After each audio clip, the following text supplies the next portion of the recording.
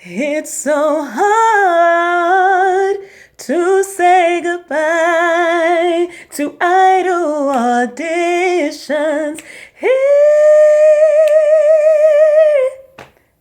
All right. Hi, YouTube world. It's your girl Dana Monet once again recapping the farewell season of American Idol season 15 to be exact. Just wanted to open it up with a little ditty. I'll find goodbye songs to sing at the end of each segment of the over the course of the season. So I am going to discuss the auditions overall and how I felt about them. My favorites and my top 3 favorites overall for the week. Golden tickets I'd revoke. My top 5 contestants that I love going into Hollywood Week. And my hopes for Hollywood Week and kind of, the season throughout. So let's get started. Now, I do feel as though the auditions as a whole, I would probably give them like a B minus, C plus, because there were a lot of good people, but I don't like the way that they edited the auditions. Like that one Philly episode was a hot mess. And then last night there was like all these other people from Philly that were actually really good. They showed, and they could have showed them in the Philly audition. And all of the Thursday episodes, in my opinion, were better than the Wednesday episodes. So I don't know what was going on with that. They could have, mixed that up a little bit. And then the return of the joke contestants, I mean, I get it. People like that. That's one of the reasons why American Idol became so popular. But enough. Like, the joke auditions got to go. Thankfully, we're done with the audition process, which is probably my least favorite part of American Idol. So I'm actually not mad that the auditions are over.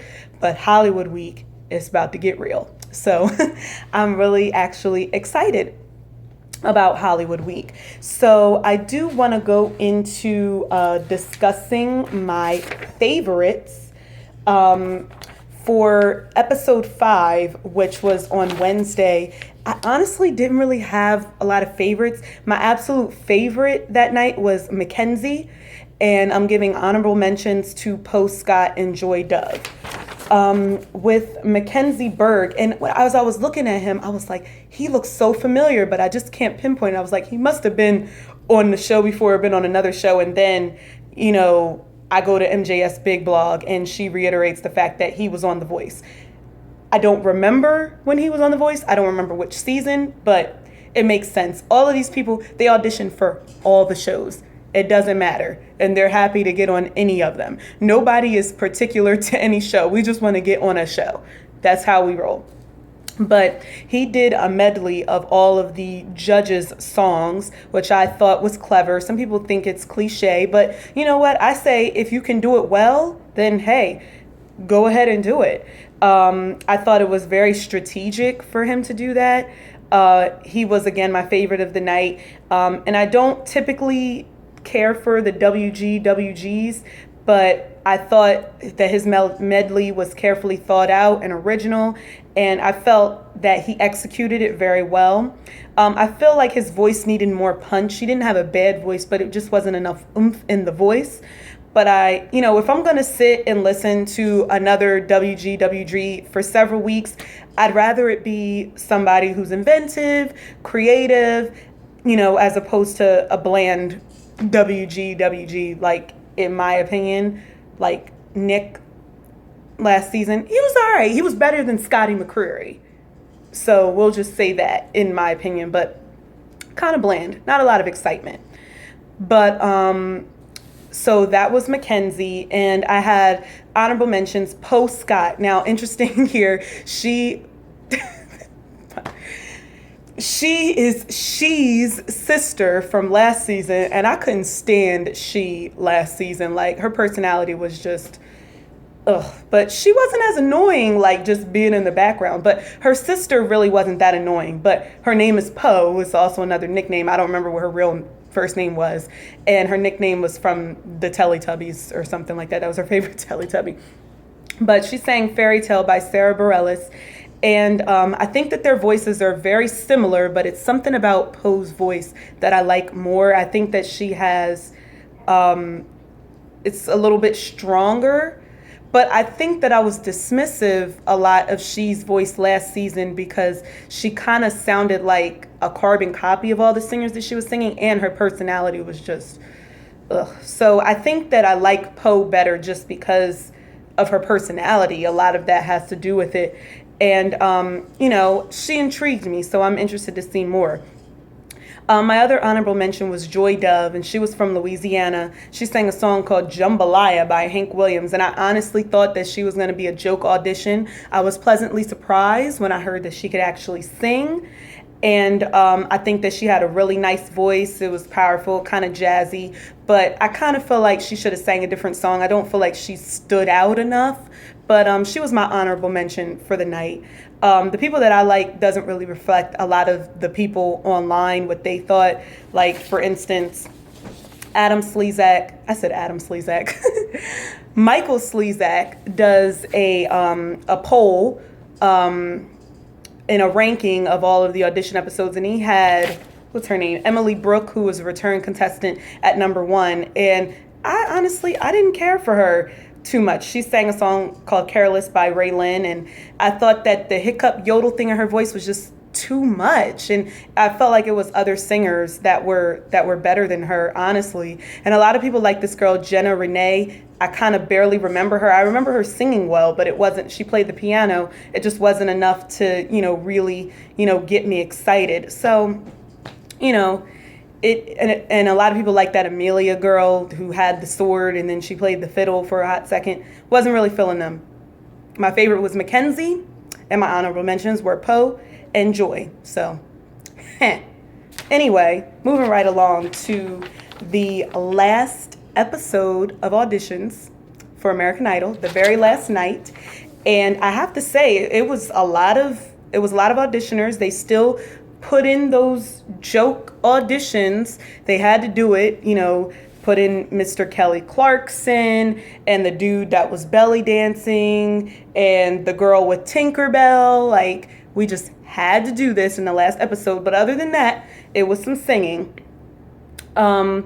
One of my favorites in the entire competition was Jessica Cabral, and she was the Brazilian girl, as she sang Brand New Me by Alicia Keys. I absolutely love her. She was amazing. I just love her low, husky, smooth tone, and she was pitch perfect. Her voice was on point. I feel like she took her time.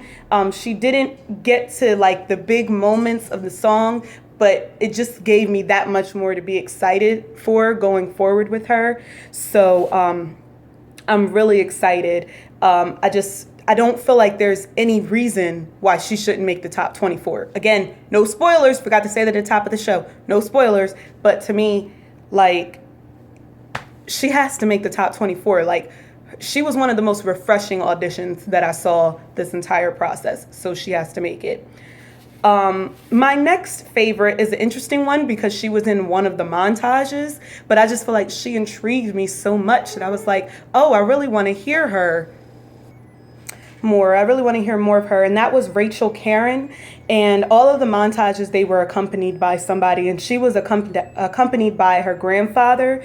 And I didn't know the song that she was singing. Maybe that's what intrigued me the most, but I really liked her singing it, and it had a kind of a groove, and I think she was snapping her fingers a little bit. She was really cute. She had this curly hair. So I was definitely feeling her. And then my last favorite of the night was Colette Lush, the redhead. And she sang Who's Loving You and Miss Thing. Oof, I love her as well. She had so much power, and then she had just the right amount of restraint, like on the right parts. You know how when people are just like, ah, they bring it back, but not like that. But she did it like in probably the most perfect way. Like, she just knows her voice. She knows exactly what to do with her voice. And, she has great tone, which makes me really happy. She's just one of those contestants who knows what she's doing. And I love that. And I think that going forward in the competition, she's going to really be wiping the floor with a lot of people. So, but J-Lo compared her to Carrie Underwood as far as her ease. I mean, I don't know where the comparison to Carrie Underwood. First of all, she doesn't look like Carrie Underwood. She doesn't sound like Carrie Underwood. She doesn't sing the same type of music as Carrie Underwood. Maybe just in terms of just, I guess, maybe winning potential. I don't know, but the Carrie Underwood reference really plagued me. So yeah, that was how I felt about that. So there was 16 golden ticket recipients shown on the last episode, and there were 7 golden ticket recipients shown on episode 5. And I do have some honorable mentions from the second night. Caroline Byrne, who was also in that montage group, she's another person who sang Unaware. Unaware has been a very good audition song this season. Everybody who sang it has done a very good job. China Sherrod, I like to call her BGWG, Black Girl with Guitar. So yes, I was definitely feeling her. She sang One Last Time by Ariana Grande. I like the slowed down ballady version a lot better than the original version. I don't know. I think it sounds better as a ballad. I thought her voice was pretty and she made some nice choices. I wanted a little bit more from her, but maybe she has that capability. I was almost hoping that she had like a Candace Glover voice and played the guitar, and then that would be a winning combination. But I liked her enough to put her in my favorites. In my honorable mentions, rather. My next honorable mention was Casey Haynes, and he's the guy they used to be a drug addict, and he sang Brother by Need to Breathe. And I really liked his voice, actually. Not the facial expressions so much, but his voice was solid, and I think that he pushed himself. I think that he can, as far as being a white guy with guitar, like, it was something intriguing about him. He looked like he was going to try, like not like the coasting type of WGWG that I'm used to seeing. And I completely disagreed with Keith. I think he did have punch in his voice and power.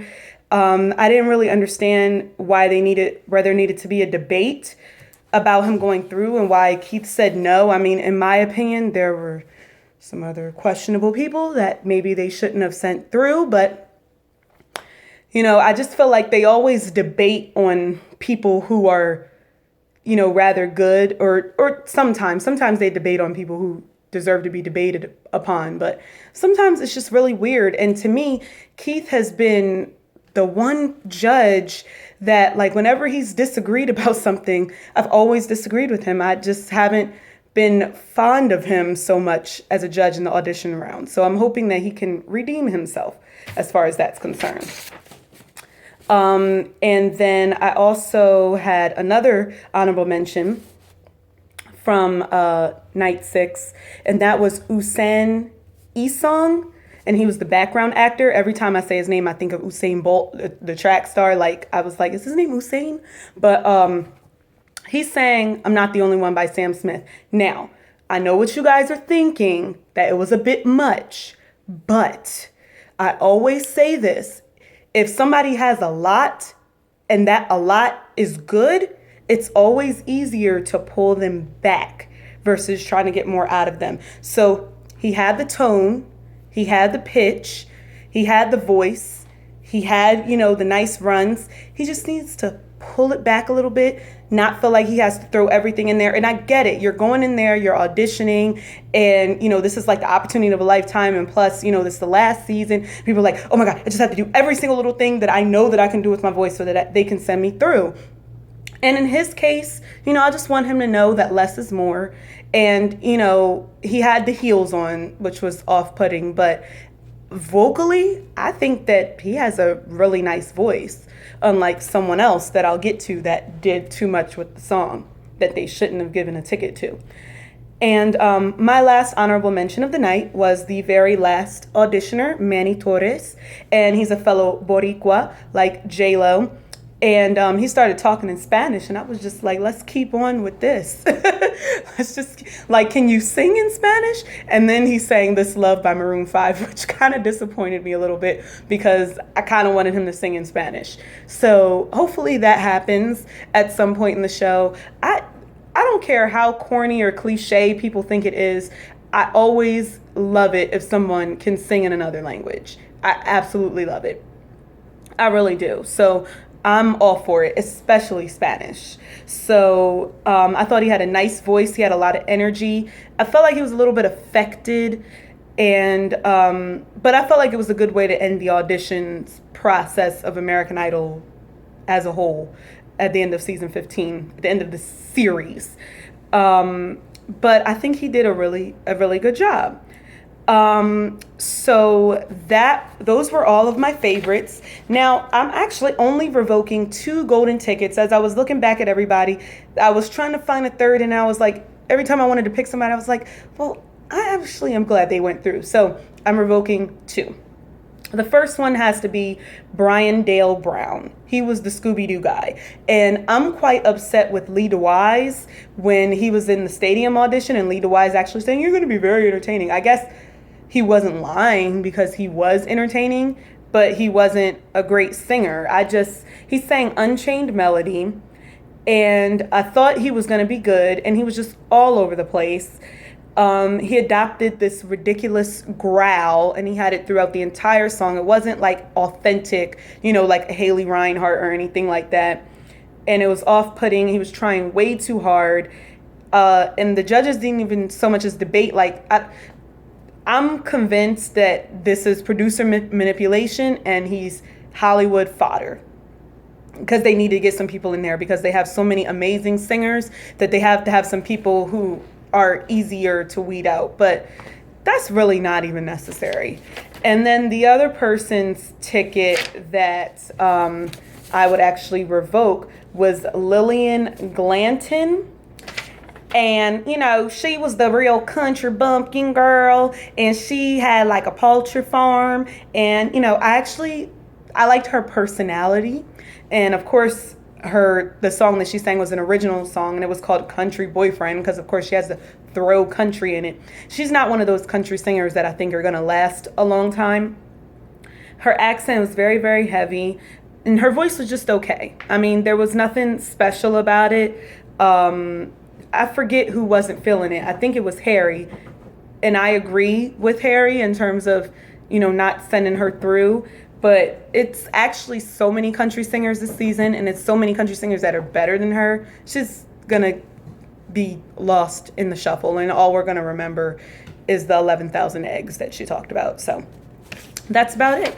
And those are the golden tickets that I would revoke. And that concludes the auditions for the farewell season of American Idol. It's slightly sad, but I'm kind of ready to, keep it moving and, see what else is to come on the show. Now, I do want to point out that of all of the audition episodes that they showed, there were 74 golden ticket recipients that they showed. However, when I saw the Hollywood episode, the previews, I think Ryan Seacrest said something along the lines of there's 158 hopefuls in Hollywood. So they showed a little less than half of those people in the auditions.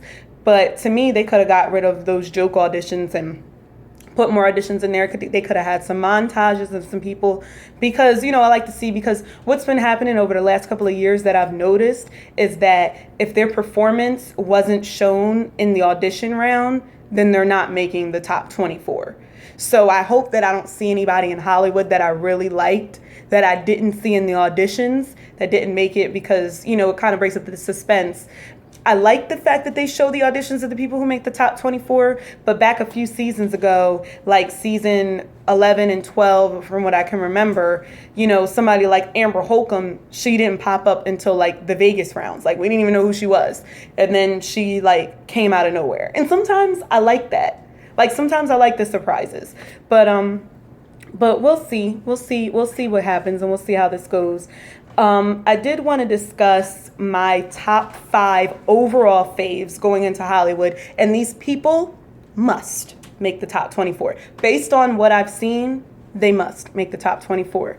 And that is Portia, Trent Harmon, Jessica Cabral, Colette Lush, and Sonica. It was really hard for me to fill that last spot, because I really liked Tristan and I really liked Amber Lynn, but I gave that last spot to Sonica because whenever I hear her voice, it just makes me think of like happy thoughts, and her voice is so nice and easy listening to me. And, you know, it just looks like she could be like the next Kelly Clarkson or something, like, honestly. So that concludes my recap of the audition round of American Idol season 15. And until next week, we'll see what goes down in Hollywood. So thanks for watching. Bye. Like, comment, subscribe, and no spoilers.